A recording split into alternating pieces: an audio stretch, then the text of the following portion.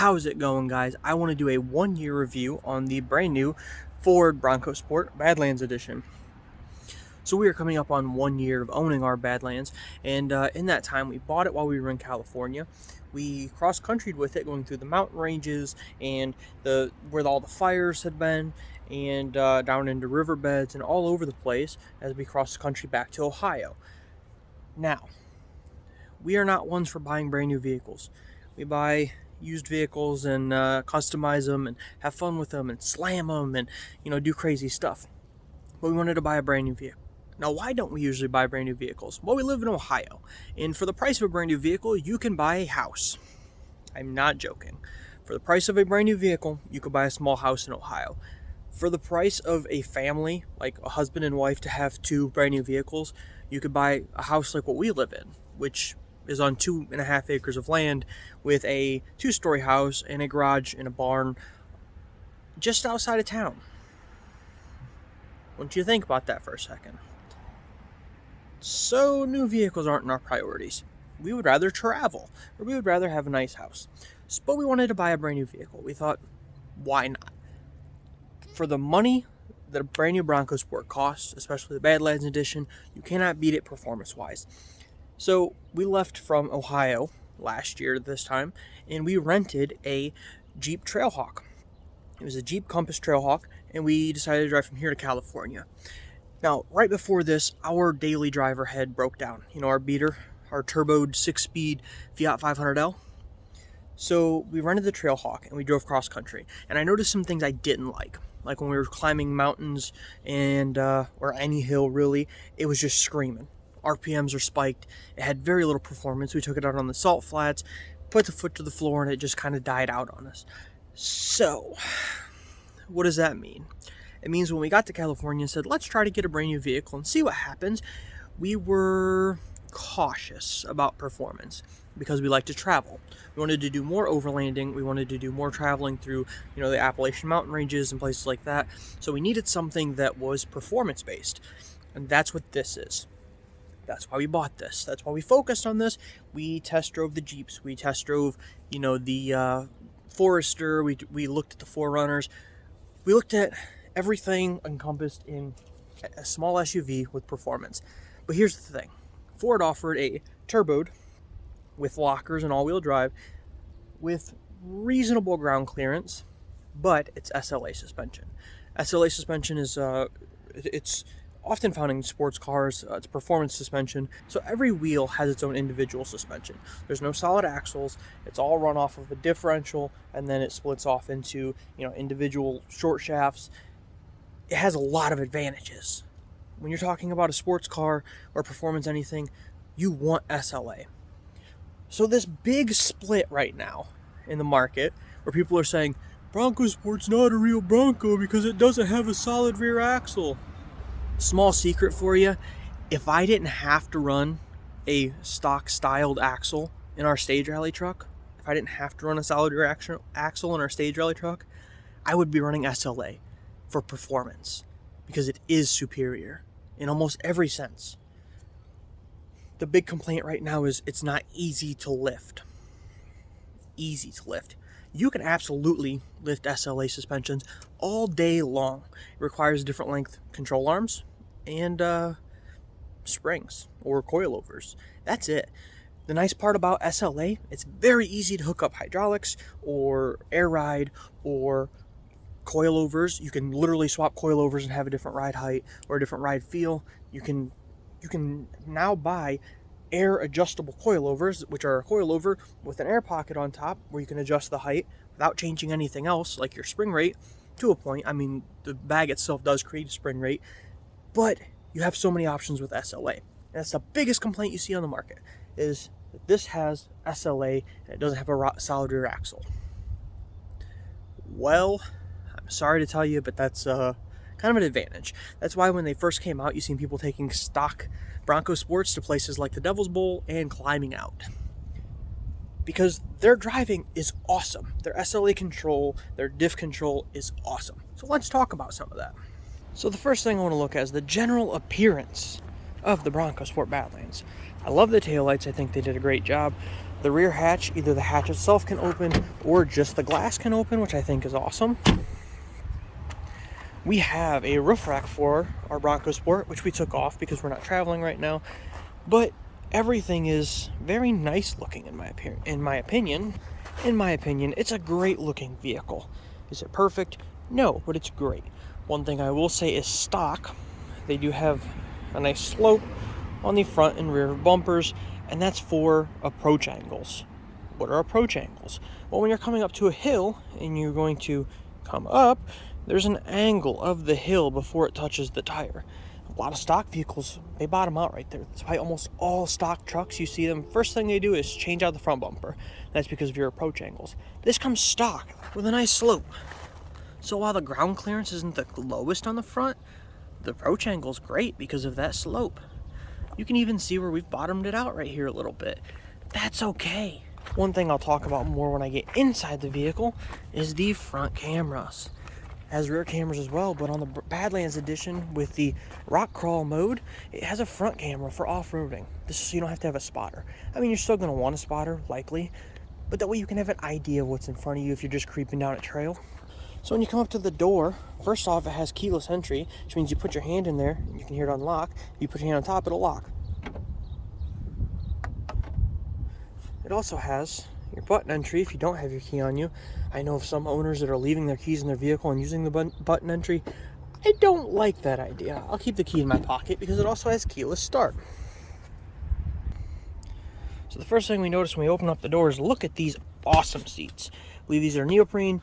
They come with your detailed color. Put right into them. It matches your vehicle, along with the stitch that's close. I mean, it's close to matching. And then along the edges, there's actually a perforation that has your vehicle's color in it as well. I think that's awesome. I think they did a great job. As we jump in here, you can see that they continue this through the whole dash. You know, we have our cyber orange is what they're calling it through here. You know, the trim pieces up here all have it kind of embedded down inside of there. I think they did a great job on that. You know, it's in the doors, it's in the dash. As a custom upholstery shop owner, I think they did amazing at incorporating the color throughout the vehicle. That's something I always encourage people, but you don't see it a whole lot. So again, this has keyless entry and keyless start. So we simply push the button and all of our accessories will come on. They have cool little videos that run. Now, I didn't push the brake in, so we didn't start. But, you know, that's just the beginning. It's going to flash, tell you, hey, you're not started. It fires right up. It's great. Now, one thing I want to talk about quick is, you know, it does have the turn drive. Now, I will say, everyone's worried, like, what if I reach down and accidentally turn the wrong thing? I've done it just to see. Nothing happened. It actually won't let you turn it if you're moving. And then if you have it on drive and say you open the door to get out, like say I put it in drive. Let's close the door, put it in drive, and then it has this auto brake, so it'll brake itself if you're at a dead stop. Take your foot off the pedal. It's great for drive-throughs or traffic. But say I open the door. My vehicle says, hold up. You are trying to leave and we're in drive, and I don't like that. So it's, you know, it puts it back in park. It does have a pull or, you know, an electric parking brake, so you just tap this up and it'll put the parking brake on. You tap it down, it turns the parking brake off, and you can feel the pressure back in the pedal. If your parking brake's on and you go to take off, there will be a delay until you push the pedal a little harder, and then it'll release for you and you can leave. So don't worry about that. It's not bad. This is that auto brake function I was talking about. I just turned it off, so now if I let go, you know, it'll start creeping forward. But if we turn this on, you will see that when you come to a complete stop, this little green light up here turns on, and that's telling you you can take your foot off the brakes. Kind of get in a habit of it, and you jump in your other vehicles and forget you don't have it, and you realize how much you appreciate it. I love the feature. Other people don't, but that's okay. Let's go back down to the buttons. This is your GOAT modes. This is a rotation, and this goes through the different modes that you have as far as shift settings, diff settings, and all your presets on your vehicle. So we come up here to the screen, and as we rotate this, we see we're starting out in normal. Now, normal mode has, you know, mostly front wheel drive unless you start to slip, and then it'll activate your rear diffs, but for the most part, it's front wheel drive. And as I go through these modes, because you have economy mode, which is going to make your gears a little longer, so that way you're staying at a lower RPM for shifting. Go over to sport mode, which is going to have a higher RPM shift point, and you can feel the difference. As soon as it kicks into sport mode, all of your shift points change. We're going to come over a little further. We have slippery mode. This is for your ice and snow. You're going to have, what I've noticed is about a 60-40 split, meaning it's 60% front wheel drive with some rear wheel drive, and as you start to slip, it's going to grab more rear wheel drive. Going back the other way, we have mud and rut mode, which is going to lock your diffs. It's going to turn on your front camera. Some little things that you have to love. See, the front diff had locked, traction control turned off. That way we have power, and it's not pulling power away from the engine as we slip. It's expecting to slip. Going through the rest of the modes, what else we have? We have sand mode. Now again, this is for driving on the beach or driving in the desert. Again, four-wheel drive is going to lock up on that. Down here you can see your auto start stop. That's if you're sitting still for a long period of time. Sometimes the vehicle will shut off to save fuel economy. That's going to shut off. Your traction control is going to shut off. Your four-wheel lockers are going to turn on. Your front camera is going to turn on. Going through another one of these, we have our rock crawling mode. This is your very high RPM shift points. Your four-wheel lockers turn on. Your rear diff lock turns on. So not only do you have four-wheel locks, but you actually have a rear diff that's going to be locked. You really have to play with these modes, because not only do you have the mode, but you have a lot of control inside the vehicle. So looking down here again, this is your trail cruise control. You can set a cruise control down to 1, 2, 3 mile an hour and just creep. Do I love it? Mixed emotions. Do I think it's cool? Yes, I think it's handy, but also in my opinion, you probably shouldn't take that much focus away from the trail. Again, this is your four-wheel lockers. This is going to put you in 50-50 split. That way you're always driving with all-wheel drive. This is your rear locker we talked about, which locks that rear diff.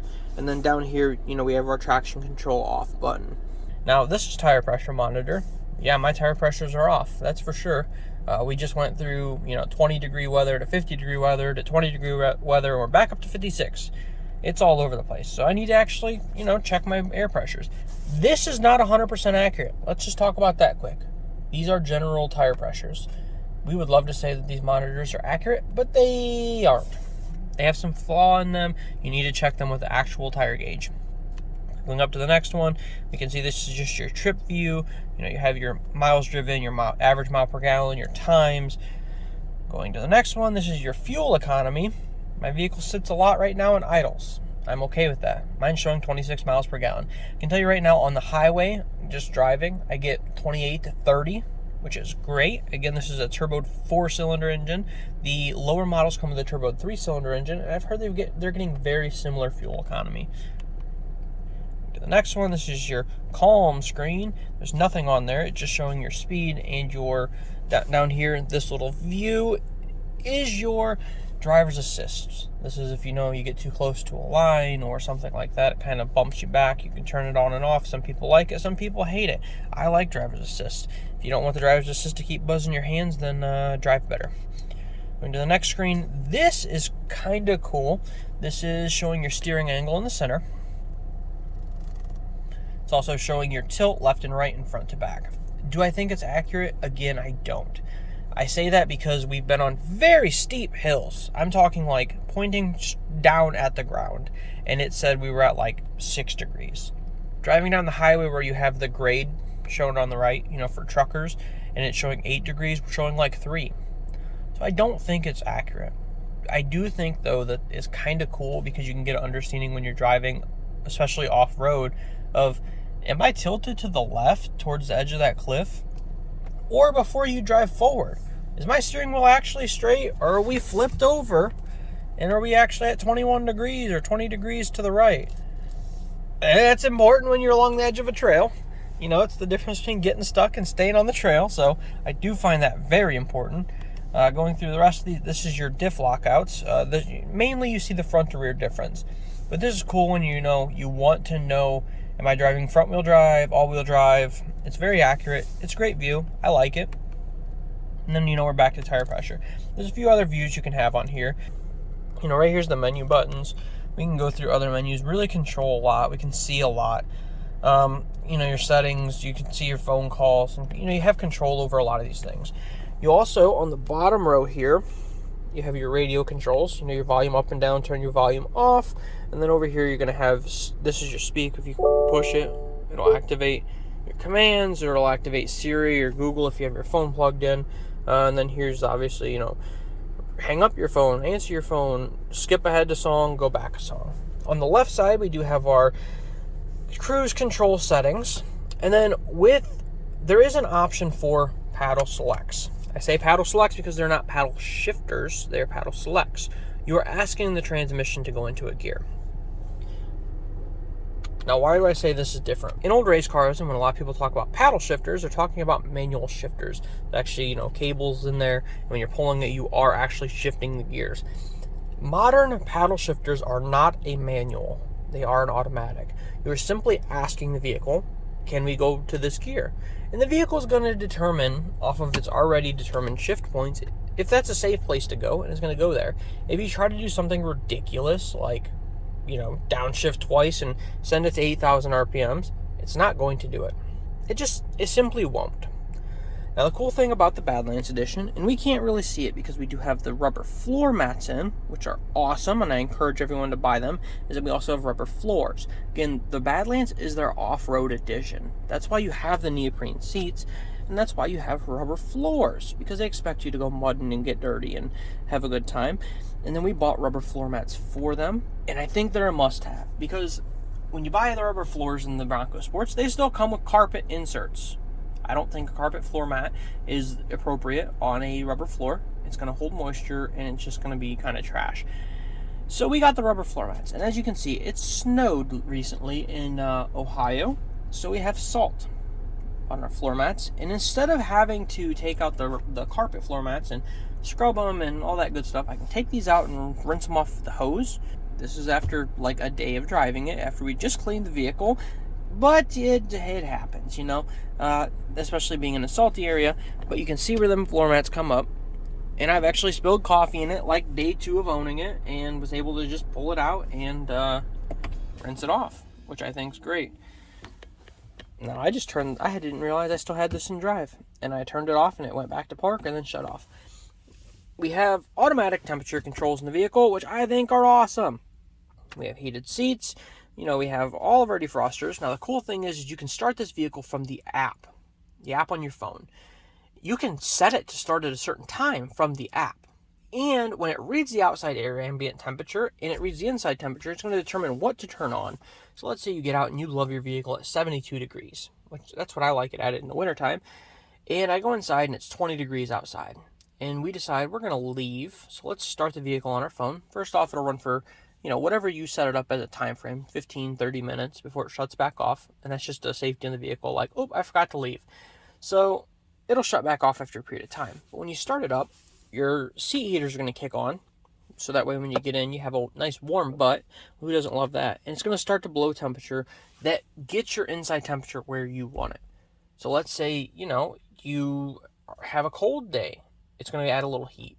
Let's say that day turns really hot. Like today where it randomly hit 54 degrees and it's been 20. But let's just say I had my settings at like 40 for no reason. It's going to cool the air. It's automatically controlling everything. I think that's awesome. I wish all my vehicles had that.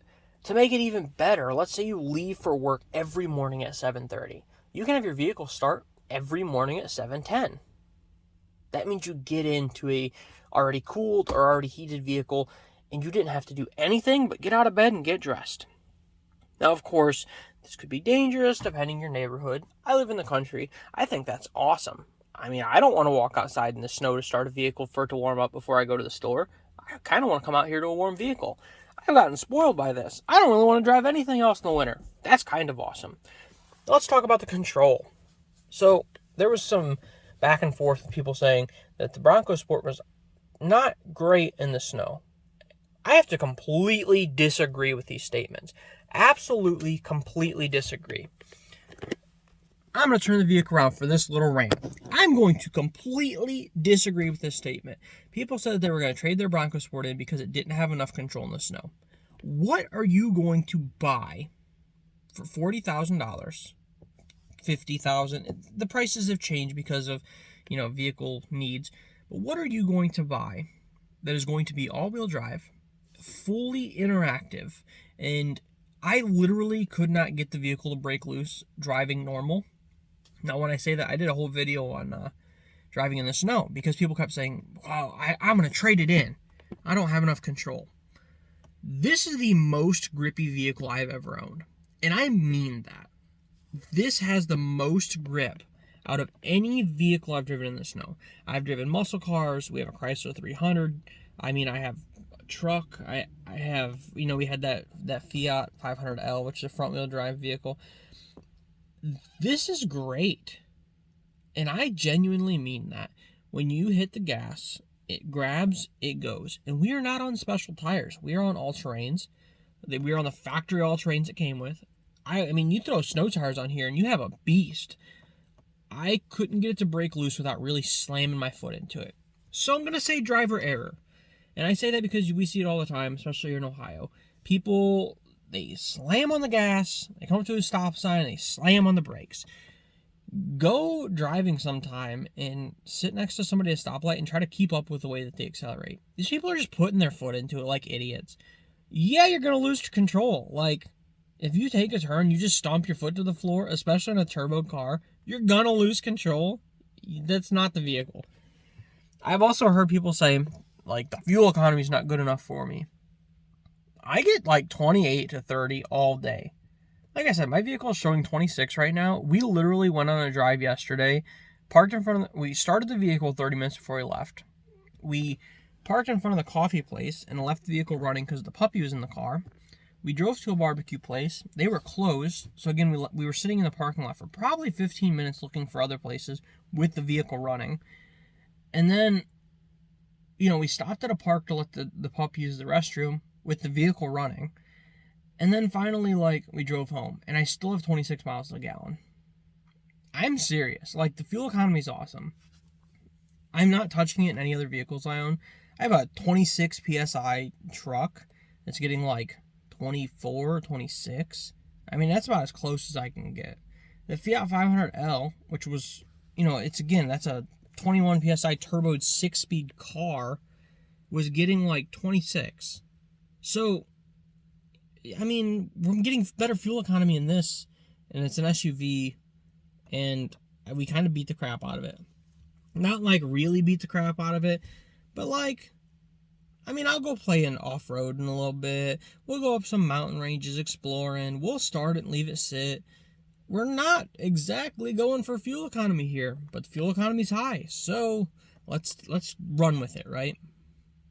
So let's get talking about the rear of the vehicle, because I'm ranting at this point. I wanted to show you all these fancy features. So looking at the rear of our vehicle, I do have the seats down, because again, we have a puppy. It has rubber mats. These all snap to the back of the seats. Same with the back one. The back one lifts and comes right out. And again, these are just, take them out, you hose them off, you throw them back in, they're great. The seats back here, if I pull this up, again, are the same neoprene seats. They are pretty awesome. I love this material, and again, we own an upholstery shop. I'm about to start offering neoprene, because wow, those are nice. But you see just how nice it is back here. Small lights on the sides. There is a package tray that goes in here. We just haven't been using it because we've been putting the puppy in here. We didn't really want the package tray. Backs of the seats are zipped, and they have MOLLE on the bottom, which means you can attach pouches and kind of put anything you want in there. We have some maps in there, and then zip those up and leave them there. I'll go back further. Now, again, keyless entry, which means I can come back here and open this window with the keys in my pocket, even if it's locked. Now, the door works sometimes, I will say, but when we first got the vehicle, the door opened with keyless entry, and then it stopped working. And Ford claimed, both to us and a few other owners, that your vehicle's keyless entry did not count on the rear door. Let me tell you what. Yes, it did. It worked. I know it worked. They knew it worked, but Ford was denying it. And now all of a sudden, it's working again. Strange, huh? So we have some hooks back here, tie downs back down here. I know they have bike attachments and all sorts of things that can go back here. And then we have this cool button, which are lights. fully angle controlled, spin them, rotate them, wear them wherever you want, lights. These are awesome. Let me tell you what. I've never known I needed lights so bad in my life until you're out here in the nighttime and you angle these over here towards this like this and turn it on, and now you can see all your groceries. That little button is awesome. If you close it without turning it off, it will turn off for you. Go to the other side, and back here we have a 110 plug. Yeah, and a 12 volt. We overlanded in this with our roof rack and gear on top, and we slept back here. There's room to sleep back here, and a nice mattress you can buy that fits right in there, an air mattress. And we were able to open the back and put a canopy over the back and plug stuff in like our computers so we can work remotely. That's awesome. That means it has a built-in inverter. An inverter takes your direct current from your car battery and changes it to alternating currents, which is what you need for electronics and things like that. Oh, see it auto locked. They said you're too far away from the vehicle. Just put your hand in there, open the back up. You can see our rubber floor mats in the back as well. And then we have this little trash can, but if we move that, down here we can see another 12 volt plug-in. What I did right here, was take an extension cord, just like a cheap extension cord, and I ran it from the one in the back up through here and then up to the front where we could plug in computers and stuff when we were traveling, and that way we could work. So we're going to lift up this seat. You can take a little better look at the seats. Ours are dirty, of course, because puppies and adventures, but then the passenger seat in the Badlands edition only has a hidden compartment. This again has a tray that can just pull right out, so that way you can clean everything off. You know, they're advertising, throw your shoes or, you know, whatever in here. This is awesome. Now, this is only in the Badlands to my knowledge. I think you can order some of the other packages with it now, but it didn't come in the first years or first editions or some of the earlier models. It only came in the Badlands. So let's say your seats do get messed up. You can see the zippers here. Easy to remove the seat covers. I think that's, you know, a winner for something to go off-roading in. And otherwise, I mean, it's pretty spacious in here. One of the things we did when we bought this is we sat in a lot of other vehicles, like Wranglers and stuff. I love Wranglers, so let's go sit in one, you know. It was very uncomfortable. This is the kind of vehicle you drive for hours in, and you're fine. You know, recently our puppy got surgery. We're driving 2.5 hours each way. It didn't feel like a chore. It was okay, you know. I mean, nobody wants to drive 2.5 hours to, you know, take a puppy to surgery. But ultimately, it was okay. It was comfortable. It's somewhere nice to sit. Again, you know, we threw a dog bed back here that he can just lie down on. He's comfortable. And then, you know, we can have a good trip. Almost forgot everyone's favorite little thing is the bottle opener back here. There are some hidden little gems. You know, again, there's screws so you can do attachments. And the bottoms of the doors are plastic. You know, it is a plastic cover, which is an advantage. Don't be deterred by that. You know, we opened this up and you've hit rocks, and we've hit, you know, like an ice bank just a couple days ago.